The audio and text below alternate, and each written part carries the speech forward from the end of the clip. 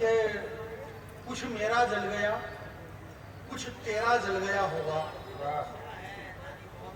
कुछ मेरा जल गया, कुछ तेरा जल गया होगा। तू तो उस पे नजर रख जिसने फूंक मारी है ना, उसका चेहरा जल गया होगा। आप ताली बजाइए, मैं कविता पढ़ रहा हूं। कुछ मेरा जल गया, कुछ तेरा जल गया होगा। तू उस पे नजर रख जिसने फूंक मारी है ना, उसका चेहरा जल गया होगा। छोटे छोटे गांव जल गए, कुटुंब कबीलों के पांव जल गए। मेरा दायां हाथ जल गया, तेरा बायां हाथ जल गया। और मुआवजा किससे मांगे यार, दोनों का ही मेवात जल गया। आपकी तालियां कैसा, मुआवजा किससे मांगे? मेरा दायां हाथ जल गया, तेरा बायां हाथ जल गया। मुआवजा किससे मांगे, दोनों का ही मेवात जल गया। और क्या क्या नहीं जला इस आग में। इस देश के अंदर आग को कैसे फैलाया गया, बुझ ही नहीं सकती ये आग, मेरा वादा है, क्योंकि ये लगी हुई कम और फैलाई गई ज्यादा। बहुत अच्छे। लगी हुई कम और फैलाई गई ज्यादा। और जो फैलाई गई आग तो क्या जला, जिसकी जितनी हैसियत थी उसका उतना जला। तेरा घर जल गया, घर के अंदर वायर जल गए। 4-6 लाइनें साहब ताली बजा देना। तेरा घर जला, घर के अंदर वायर जल गए, बाहर रखे 4-6 टायर जल गए, बरामदे में रखी गाड़ी जल गई, छत पे सूख रही भाभी की साड़ी जल गई, बच्चे के कच्छे जल गए। मुझे बहुत दुख है यार, तेरी बकरी के 2 बच्चे जल गए। बरामदे में रखी गाड़ी जल गई होगी, छत पे सूखती भाभी की साड़ी जल गई होगी, बच्चे के कच्छे जल गए होंगे। दीदी मुझे बड़ा दुख है, तेरी बकरी के 2 बच्चे जल गए होंगे, पर मुझसे मत पूछ, मेरी तो रकम तगड़ी जल गई है। अब आपके हाथ खुले, पर मुझसे मत पूछ, मेरी तो रकम तगड़ी जल गई है। कुछ गिरे हुए लोगों के सामने मेरे बाबूजी की पगड़ी जल गई है। क्या बात है, बहुत अच्छी, बहुत अच्छी, वाह वाह वाह।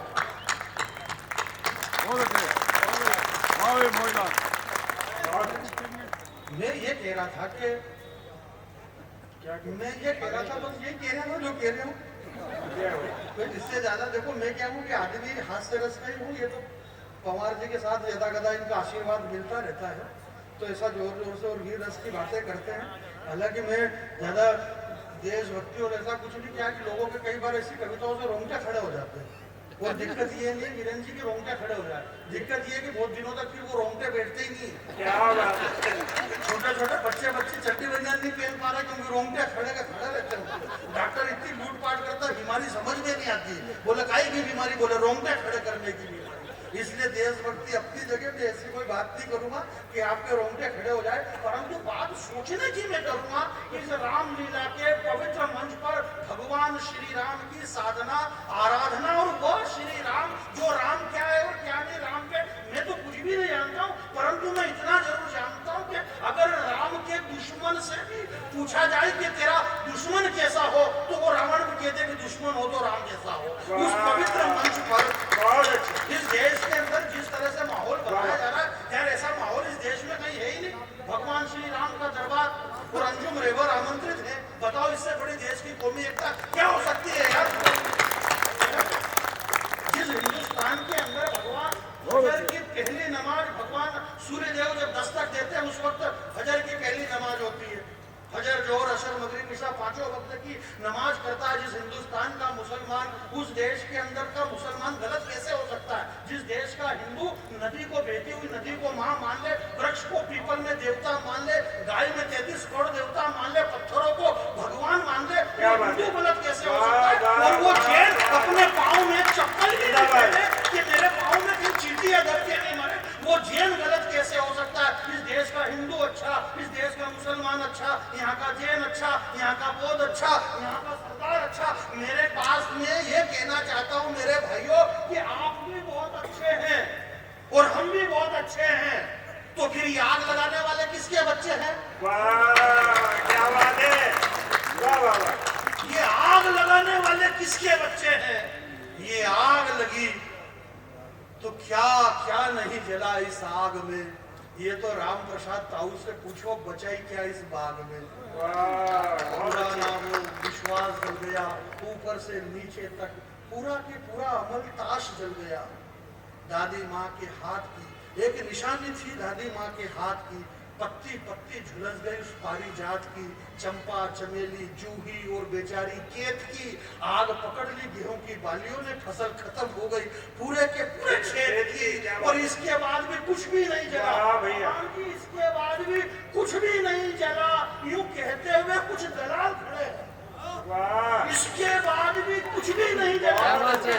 हुए कुछ दलाल खड़े हैं। रामलीला के मन से जरा हाथ उठे। इसके बाद भी कुछ नहीं जला कहते हुए कुछ दलाल खड़े हैं। भीगी आंखें लेकर मन में मलाल खड़े हैं। यार जाने कितने ही अब सवाल खड़े हैं। कब से निकल गई निर्जला एकादशी और बिना तुलसी के मेरे कन्हैया लाल खड़े हैं। वाह, बहुत अच्छे।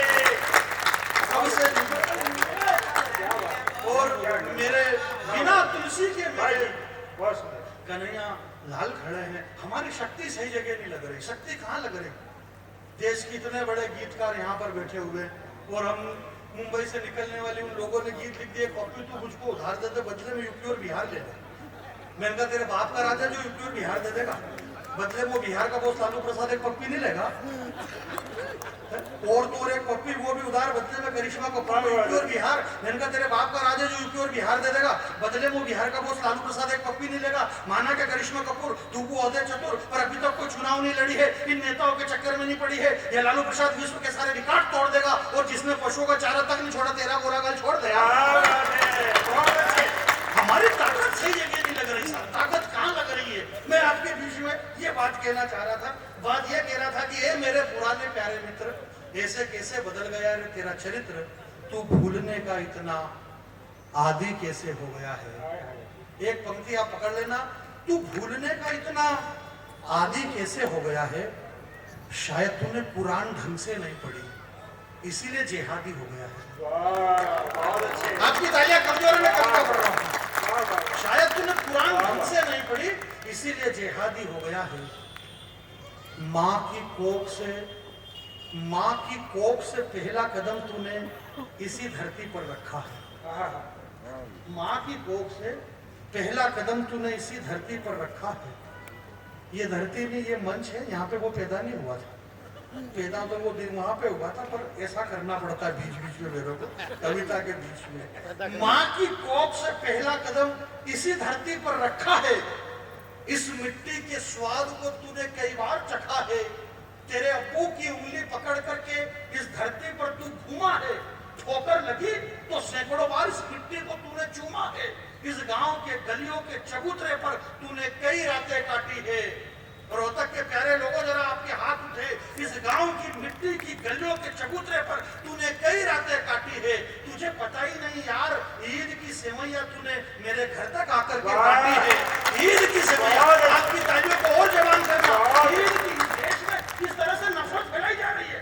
ईद की सेवैया तूने मेरे घर तक आकर के बांटी है। तुतलाती जबान पर भारत माता की जय और मन में प्यारा वतन था। जब पहली बारिश में तू भीगा ना, तो मेरा कमीज और तेरा बदन था। वो खुशी के दिन पता नहीं क्यों गम में बदल चुके हैं। और चुराए थे चुपके चुपके जो बेर हमने साथ में, पता नहीं क्यों वो गम में बदल चुके हैं। वाह, क्या बात है, बहुत अच्छे। यार कैसे भूले वो सावन के झूले। हाँ, मुझे विदा करना यार, कैसे भूले वो सावन के झूले जो साथ साथ में झूले। वो आवारा गिरजी की बातें, वो कम कपाती सर्दी की रातें, वो रोज रोज स्कूल में बुखार का बहाना, नदी पर जाकर के नहाना। और खुशियों के वो दिन भी देखे हैं जब चोरी से अमरूद मैंने तुम्हारी तरफ फेंके। वाह, वाह, वाह, वाह, वाह। खुशियों के वो दिन भी देखे थे जब चोरी से अमरूद मैंने तुम्हारी तरफ फेंके थे। और पत्तों की सरसराहट से रमतू काका जाग गया था। उस वक्त तू मेरे हिस्से के अमरूद लेकर के भाग गया था। वो दिन गए, वह रातें गई, वह बातें गई। रोहतक के लोगों जरा पंक्ति पकड़ना, वो दिन गए, वो रातें गई, वो बातें गई। और पता नहीं अब आ गया है किसकी बातों में। बारूद लेकर के बैठा है अमरूद वाले हाथों में। वाह, बहुत अच्छे। बारूद लेकर के बैठा है अमरूद वाले हाथों में। उम्र में तू बहुत छोटा था, तेरी मौसी के घर से ही लौटा था। मैं जिस जगह रहता हूँ, मेरे 20 साल से मेरा जहाँ मकान है इंदौर में, उस मकान के पीछे 10 फीट पीछे डॉक्टर राज इंदौरी साहब रहते थे। हम उनके सामने खेल कूद करके बड़े हुए साहब। इस देश के अंदर क्या क्या खिलाया जा रहा है। आज अर्जुन जी के बीच में मैं ये बात कह रहा हूँ कि उम्र में तू बहुत छोटा था, तेरी मौसी के घर से ही लौटा था, और अकस्मात जब बीमार पड़ा तो छूट गए तेरे हाथों के गिल्ली डंडे, वो उछलना कूदना, वो हथकंडे। तब मेरे दादाजी ने डाले थे तेरे गले में ताबीज और गंडे। मेरे घर वालों ने तेरे नाम पर कितना संताप किया था, तुझे पता ही नहीं यार। मेरी माँ ने तेरे नाम पर महामृत्युंजय का जाप किया था। अभी भी जिंदा है, मुझे विदा करना 4 लाइन में पढ़ के कि अभी भी जिंदा है वो तेरा मेरा गांव। ये तो इजराइल और हमास का हम देख रहे हैं कि क्या क्या हो रहा है। अभी भी जिंदा है वो तेरा मेरा गांव, जिंदा है आज भी यहाँ नीम, पीपल और मोरसली की छांव। जिंदा है यहाँ सारे रिश्ते नाते, जिंदा है आज भी जुम्मन शेख और अलगू चौधरी की बातें। सांझ ढले पीपल तले, तुलसी की गिरवा के नीचे दीपक जले, कच्ची पक्की दीवारों पर संजा की बनी हुई आकृति, पग पग पे बिखरी प्रकृति। सांझ ढले, इस कवि सम्मेलन को अंजुम रहबर के गीत तक पहुंचाना चाहता हूं, उनकी गजल तक के। सांझ ढले संजा के गीत गाती बच्चियां, तेरी बंदूक की आवाज से डर जाएगी, और मत फैला यार ये बारूदी धुआं, अपने गांव की तितलियां मर जाएगी, अपने गांव की तितलियां मर जाएगी। एक बार पूरा सदन दोनों हाथ